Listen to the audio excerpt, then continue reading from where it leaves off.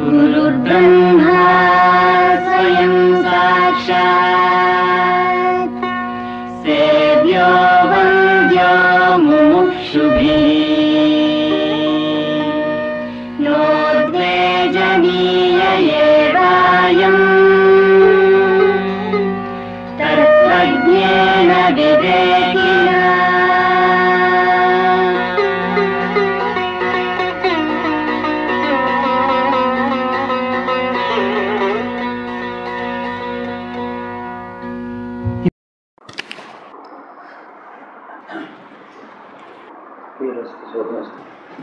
అందరికీ శివానుగ్రహం కావాలి, లభించిన ఆయుర్ భాగ్యాలతో సుఖంగా సమృద్ధితో బంధువులతో సుఖజీవనం చేయండి. ఈశ్వరానుగ్రహంతో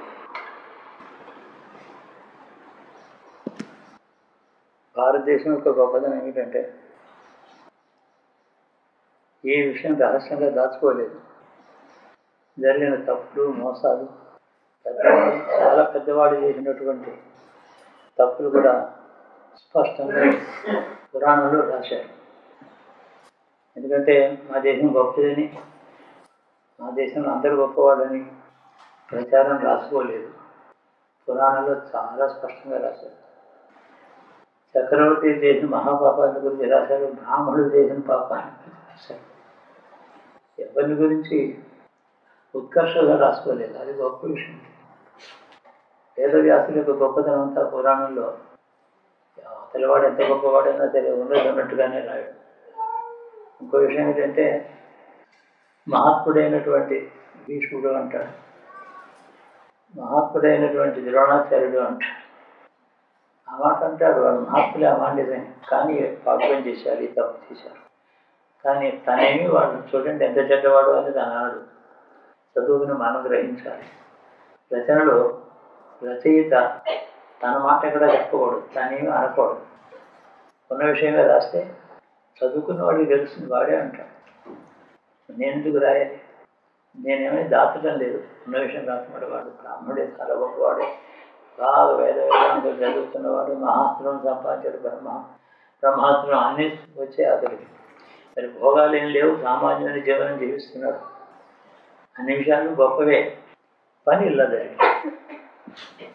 ఆ కౌరవుల పక్షం యుద్ధం చేసి చివరికి తన యాజమాన్యంలో తన సేనాపతిగా ఉన్నప్పుడు 11వ రోజు అనుకుంటాను, 12వ రోజు అభిమన్యుడు చంపి వెనక నుంచి పొడిచి చంపించాడు. అభిమన్యుడు హత్య చేయబడ్డాడు. యుద్ధంలో చంపలేదు. ఎవరు చంపలేకపోయినారు, ఎదురుకుంటే ఎవరు రాకపోలేదు. ఇటు నుంచి ఎవరు ఎన్ని ఆయుధాలు వేసినా రక్షించుకున్నాడు. అలా కాదు, చెప్పాడు వీడిని మీరు అన్యాయంగా చంపితే తప్ప చావడు అనేసి చంపించాడు. ఎంత తప్పు చేశాడో వర్ణిస్తాడు తమాషా. మన మీద మనకు కోపం రావాలి, మనకు అసహ్యం వేయాలి, కానీ తనకు చెడ్డ మాట మాట్లాడు. భారతదేశంలో పురాణం యొక్క గొప్పతనం అంతా కూడా దాపరికం లేకుండా ఎవరు ఎంత గొప్పవాడైనా వాడి గురించి ఉన్నది ఉన్నట్టు రాయడం. గుణం అనేది కులంతో సంబంధం ఉందా ప్రశ్న కాదు. కులానికి గుణానికి సంబంధం లేదు, జన్మకి గుణానికి సంబంధం లేదు. ఎంత ఉత్తమ జన్మ అయినా భ్రష్టుడు కావచ్చు. అధమ జన్మ అంటాం, ఎప్పుడో ఏదో కట్టెలు కొట్టుకుని అంటున్నాడు, వాడి కొడుకు కూడా ఉత్తముడు కావచ్చు, చాలా గొప్పవాడు కావచ్చు. అందుకని జరిగిన కథలు రాస్తాడు, కల్పించిన కథలు కాదు. అందులో పశువులు పక్షుల్లో కూడా ఉత్తమ గుణం ఉంటుంది. చాలా గొప్ప ఉత్తముడైన మహా బ్రాహ్మణుడు, వేదాంతవేత్త, స్వచ్ఛమైన జీవనం జీవిస్తున్నాడు. అతడికి ఎంత మంచి గుణం ఉందో ఒక పక్షిలో ఉండొచ్చు. ఈ బ్రాహ్మణుడు చేయలేని త్యాగం పక్షి చేయవచ్చు అని చెప్తాడు. ఏమిటి దాని అర్థం? శరీరం ఉన్న వాళ్ళందరూ జీవులే. అందుకని ఏం చేశారు, సమాజంలో వ్యవస్థ చేశారు. బ్రాహ్మణకరం అని ఇది ఉంది. వీళ్ళు వేదాలు చదువుకోవాలి, యజ్ఞాలు చేయాలి, ఖర్చులు చేయాలి, భోగాలు ఉండకూడదు. ఒంటి మీద ఏకవస్త్రంతో పైన చిన్న వస్త్రంతో తిరగాలి. చేతులు కాపులు చెప్పులు కూడా ఉండకూడదు, కాళ్ళకు ఉండకూడదు. ఇలా జీవించాలి, ఇలా జీవించాలి. చిన్నప్పటి నుంచి బ్రహ్మచర్యంలో వేదం ఇలా చదవాలి. భోగం పనికి రాదు, ఆహారంలో రుచిగా మిఠాయిలు తినడాలు చేయకూడదు. వీడు స్వచ్ఛంగా బతకాలి నిర్ణయం చేసేవాళ్ళు కులాన్ని ప్రజలు ఏర్పాటు చేసేశారు. దానివల్ల ఏమవుతుంది, భారతీయ సంస్కృతిలో ఉండే వేదములు, శాస్త్రములు, పవిత్రత ఒక శాఖ కాపాడుతూ ఉంటుంది. అందుకని వాళ్ళు బ్రాహ్మణుడి పేరు పెట్టారు. అది ఆ వ్యక్తుల కంటే కూడా ఆ సంస్కృతి కాపాడబడాలి అనే ఉద్దేశంతో చేశారు. ఆ విద్య కాపాడడానికి ఎవరో ఉండాలి. బ్రాహ్మణుడు ఏంటంటే పుట్టావు కదా, నువ్వు వేదం చదువుకో, నీవు ఉదయానికి మధ్యాహ్నం దాకా ఏం తిండి తినకూడదు, స్నానం, సంధ్య, వేదం, అగ్నిహోత్రం అని చేస్తూ ఉంటుంది. నీకు విధి, నీ ఇష్టం అని కాదు, నాకు ఇష్టం ఉంటే చేస్తాను, లేకపోతే అల్లలేదు. చాయిస్ అలా చేశారు. వీళ్ళందరికీ కూడా శాఖలో ఒక సమాజంలో ఒక శాఖకు, ఒక వర్గానికి ఉత్తమమైన కర్మ విధించడం చేత ఆ ఉత్తమమైన కర్మ, వేదకర్మ ఏదైతే ఉందో, వేద సంస్కృతి ఏదైతే ఉందో అది కాపాడు విధించారు. ఒకరికి నువ్వు క్షత్రుడివి, నువ్వు సామాన్యంగా కనీసం ఈ వేదంలో ఈ ముఖ్యములు తెలుసుకోవాలి, అగ్నిహోత్రం చేయాలి, దేవతలను ఆరాధించాలి, నీ సొంతానికి కాదు, నీ పరాక్రమం దేశం కోసం వాడుకోవాలి. దేశానికి ఎవరైనా శత్రువులు ఉంటే వాళ్ళ మీద నీ పరాక్రమం, ఆయుధాలన్నీ నేర్చుకో, విద్యలన్నీ నేర్చుకో. ఆయుధంలో ఉండేది మంత్రాలు, ఏ మంత్రం ప్రయోగించేది, ఏ ఆయుధం పనిచేస్తావు అవన్నీ తెలుసుకో. దీనికి ధనుర్వేదం అని దీనికి పేరు. ఈ ధనుర్వేదం చదువుకో, నేర్చుకో. కానీ ధనుర్వేదం ఎవరు చెప్తారు మీకు? బ్రాహ్మడే చెప్తాడు. బ్రాహ్మడు ధనుర్వేదం ఏమో క్షత్రుడు చెప్తాడు, తానేమో వాడుకో, తన రాజ్యం కోసం దానికోసం వాడుకోకూడదు. క్షత్రుడు ఏంటంటే విద్యలన్నీ బ్రాహ్మడి దగ్గర ఉంటాయి, కానీ అది తనకి వాడుకోవడం కోసం, తన కోసం కాదు. క్షత్రుడికి ఇవ్వాల్సిన విద్యలని క్షత్రుడికి ఇస్తాడు, అస్త్రములన్నీ ఇస్తాడు. బ్రహ్మాస్త్రం దగ్గర ఇస్తాడు, వారుణాస్త్రం, వాయువ్యాస్త్రం, ఆయుధరాస్త్రం అన్నీ ఇస్తాడు. ఇవన్నీ నీకు ఇస్తున్నాను, దేశాన్ని కాపాడు. కాబట్టి అలాగే చాలా చిత్రంగా ఉండేది. మనవరులాగా 200-300 సంవత్సరాల పూర్వం కూడా సంగీతం బ్రాహ్మణి తను కచేరీ చేయకూడదు, చెప్పాలి, విద్య నేర్పాలి. సంగీతం వరకు నేర్పి నువ్వు దేశంలో నువ్వు ప్రచారం చేయి, నువ్వు పాడు, వాళ్ళు వింటారు. సంగీత శాస్త్రం నేను చెప్తాను, నేను పాడు. నాట్యశాస్త్రం ఉంది, నాట్యశాస్త్రం బ్రాహ్మణుడు, అది శాస్త్రం కదా. అనే దాంట్లో పెద్ద గ్రంథాలు ఉన్నాయి, 5-10,000 శ్లోకాలతో నిండి ఉంటుంది ఆ శాస్త్రం. ఆ శ్లోకాలను నువ్వు చదువుకోకర్లేదు, నేను నీకు చెప్తాను, ఇలా ఉంటుందని అభినయం కూడా చేస్తాడు బ్రాహ్మణుడు. శిష్యుడికి చెప్తాడు, తాను మళ్ళీ నాట్యం చేసి అది చెట్టు ఎక్కకూడదు, స్టేజ్ మీద ఎక్కకూడదు, వేషం తను వేసుకోకూడదు, తను ఎలా ఉండాలో అలా పైన ఒక అంగవస్త్రం, కింద ఒక పంచ. అది ఈ శాస్త్రం అనే బ్రాహ్మణుడివి ఉపయోగం అంతా ప్రజలది, శిష్యుడికి. ఆ విధంగా వర్గీకరణ చేశారు చాలా మంచి శిష్యులు. ఇప్పుడు ఏంటి, బ్రాహ్మణులే స్టేజ్ మీద ఎక్కుతారు. తప్పో ఒప్పో నేనే వాళ్ళని విమర్శించడం లేదు. ఉండవలసిన వాళ్ళు, ఎవరు చేయవలసిన వాళ్ళ కంటే బోధించని వాళ్ళు ఆ కులాల్లో పుట్టిన అలా చేస్తారు. కానీ కులం అనే వ్యవస్థ పోయింది. బ్రాహ్మణుడు అనేక పనులు చేస్తాడు, చేయకూడని పనులు చేస్తారు. అది అయిపోయింది, ఆ కాలం అయిపోయింది. 5 శతాబ్దాలు అయిపోయింది అలాంటివి. ఇప్పుడు మేమేమి చేయటం. కాబట్టి అక్కడైనా ఎక్కడైనా మిగిలి కొద్దిమంది మిగిలి ఉంటే, అసలు ఉండవలసిన వాళ్ళలో 10% ఉంటే, అది ఇంకా విద్య ఉంది కదా, ఆ మాత్రం రక్షిస్తున్నారు కదా అని విద్య కోసం వాడిని ఆదరించి ప్రోత్సహించాలి. వేదం చదవడానికి నేను మంచి పని చేశాం, ఏదో ఇది విదేశాలు వెళ్ళి అడ్డగనివి తిని పాడైపోయి అలా కాకుండా వేదం చదువుతున్నావు కదా నేను ప్రోత్సహిస్తానని చేయాలి. మన బాధ్యత. ఎంత భ్రష్టుని చెప్పారంటే, కథలు కూడా ఉన్నాయి, ఎన్నో కథలు.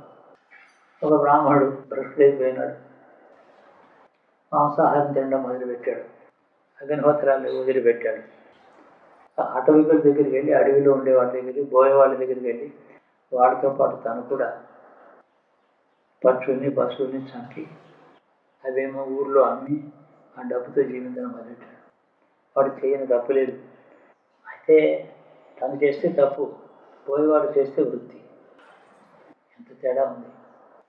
ఒకరి వృత్తి ఇంకొకరికి దోషం, ఒకరు చేయాల్సిన పైన విధి మరొకరికి నిషేధం. నీకు విధి, వాడికి నిషేధం. అదేంటంటే అలాగా చేశారు. వాడంతా పాడైపోయినాడు.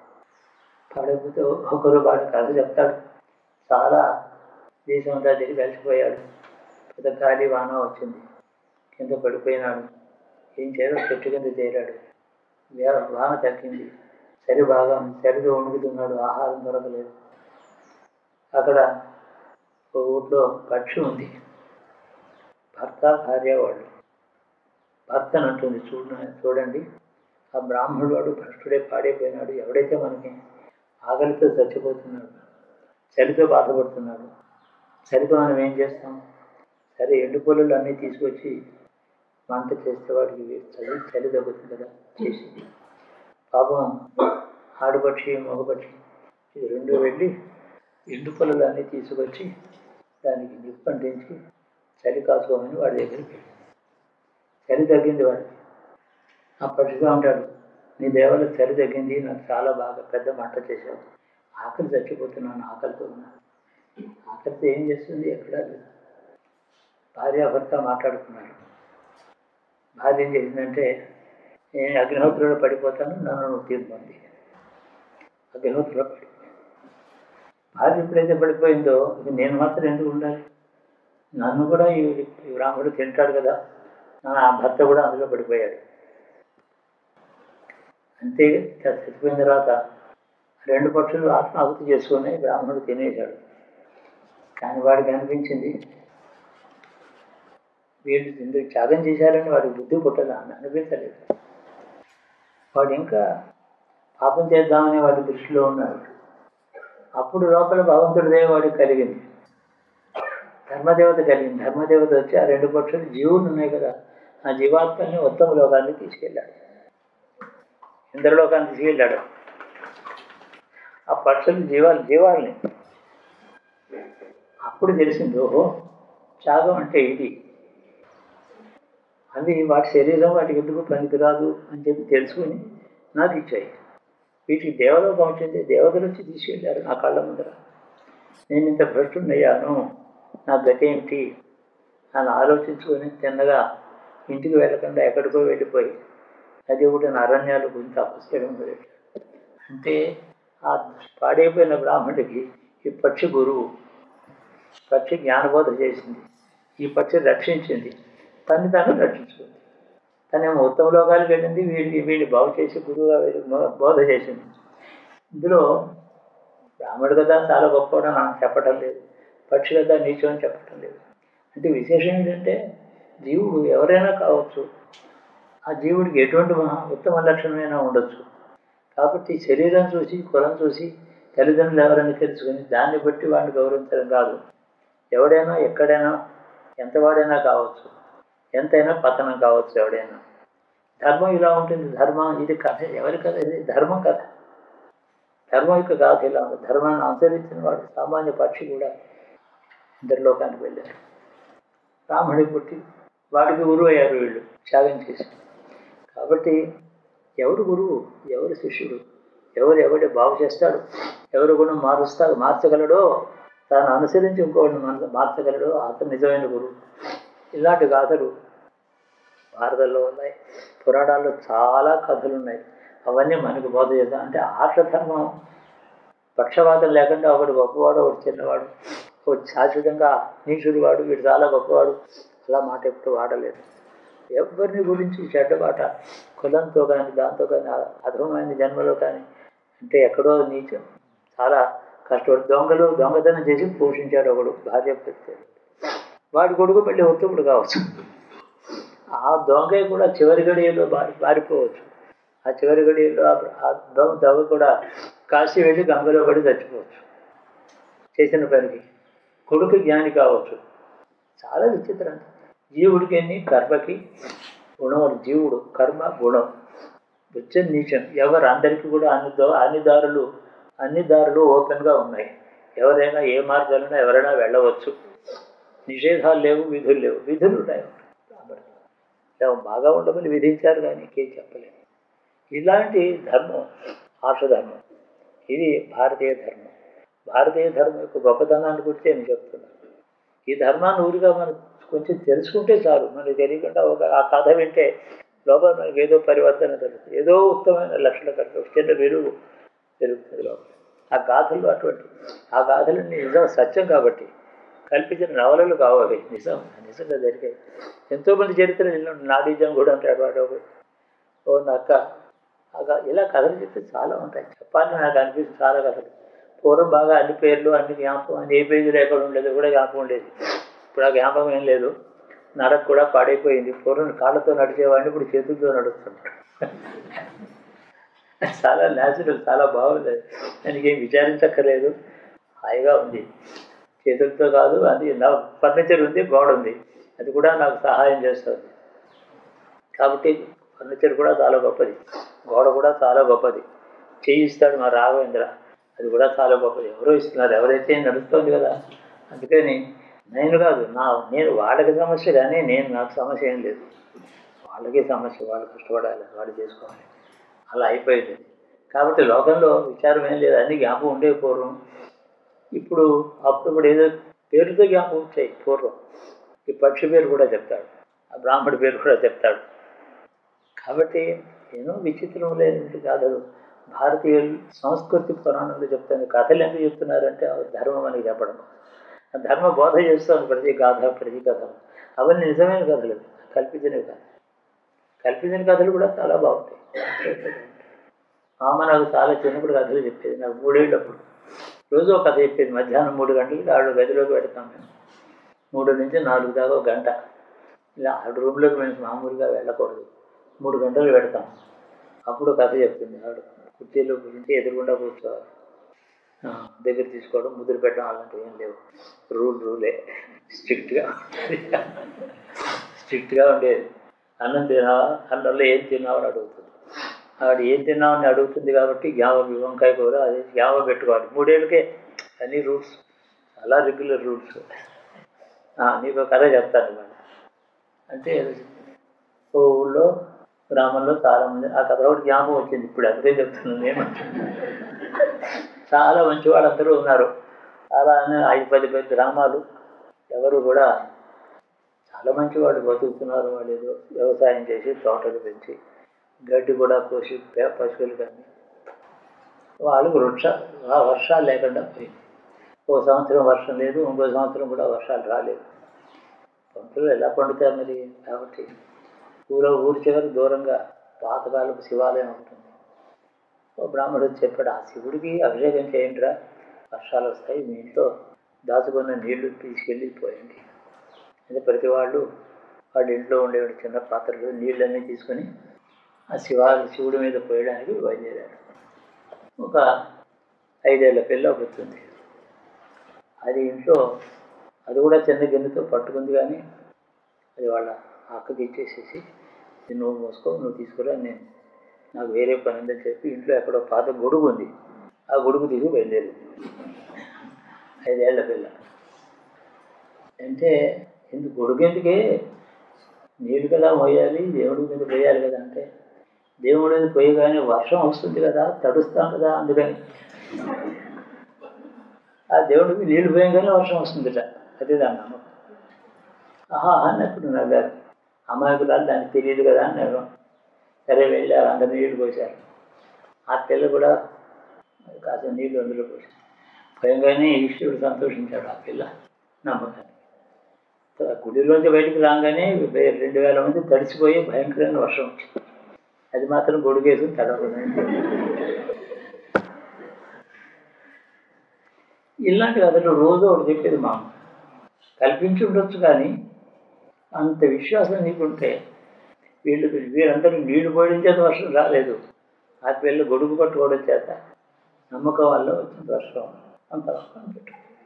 మా అమ్మ చాలా కథలు ఇలాగ చెప్పింది. నాకు 3 ఏళ్ళ నుంచి 5 ఏళ్ళ వరకు కూడా ఆవిడ గురువు నాకు.